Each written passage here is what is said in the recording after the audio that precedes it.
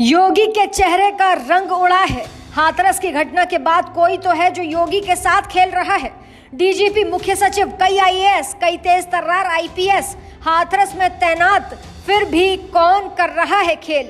अस्पताल में पीड़ितों से मिल रहे थे योगी, उसी वक्त एक फोन कॉल के बाद बदला हाथरस का प्लान। योगी से आखिर बाबा को कौन बचा रहा है, ये एक बड़ा सवाल खड़ा हो रहा है।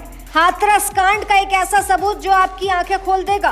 क्या सीएम योगी पर कोई ऐसा राजनीतिक दबाव है जो उन्हें रोक रहा है? योगी के चेहरे का रंग आखिर क्यों उड़ गया है? हाथरस की घटना के पीछे क्या पक रहा है?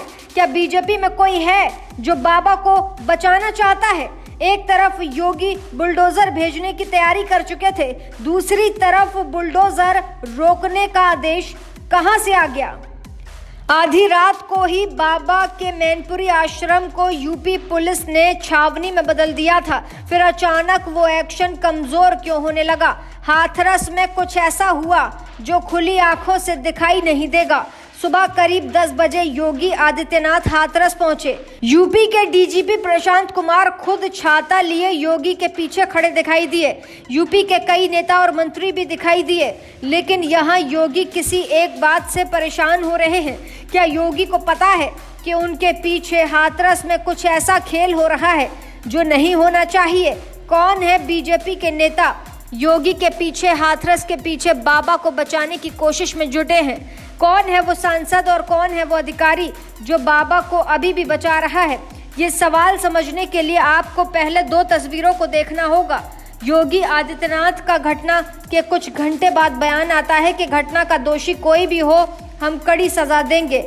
यही बयान यूपी के डीजीपी प्रशांत कुमार 2 जून की रात करीब 8 से 9 के बीच में देते हैं। फिर यही बयान यूपी के मुख्य सचिव रात को ही देते हैं कि सीएम सर ने कहा है जो दोषी होगा उस पर एक्शन लेंगे।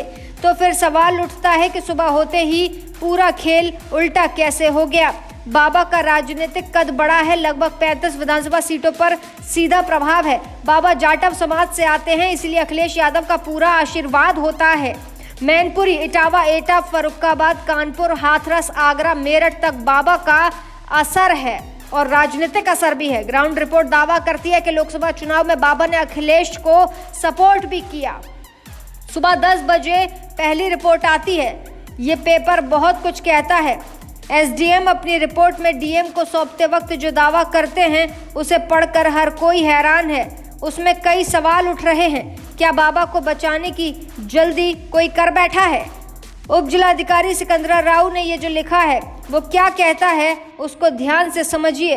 बाबा प्रवचन के बाद निकल रहे थे, उसी दौरान भीड़ उनके चरणों को छूने के लिए उनकी तरफ बढ़ी। बाबा एटा की तरफ निकले, जनता बाबा की तरफ ना बढ़े, इसलिए बाबा की प्राइवेट आर्मी में मौजूद कमांडो ने भक्तों के साथ धक्का मुक्की की। वहीं से भगदड़ मची। एफआईआर की कॉपी में भी बाबा का नाम नहीं है। भगदड़ वाली रिपोर्ट में बाबा को कहीं गलत नहीं ठहराया गया है। एसडीएम की यह रिपोर्ट ही कोर्ट तक जाएगी। तो क्या बाबा को यहाँ बचाया गया?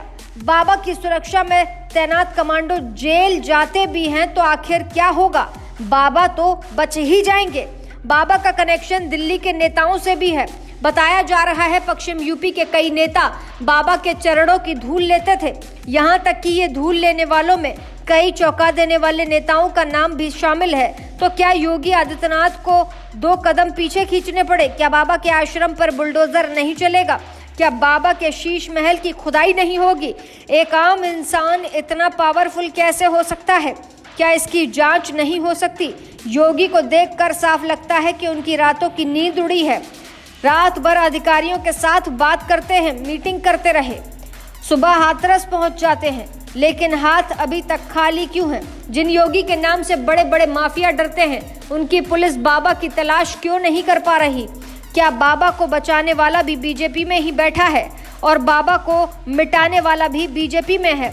दुनिया जानती है कि बाबा को मिटाने वाले योगी अकेले काफी हैं, लेकिन बचाने वाला आखिर कौन है, इसका खुलासा जल्द होगा, क्योंकि जैसा योगी का स्टाइल है वैसा एक्शन हाथरस में दिख नहीं रहा।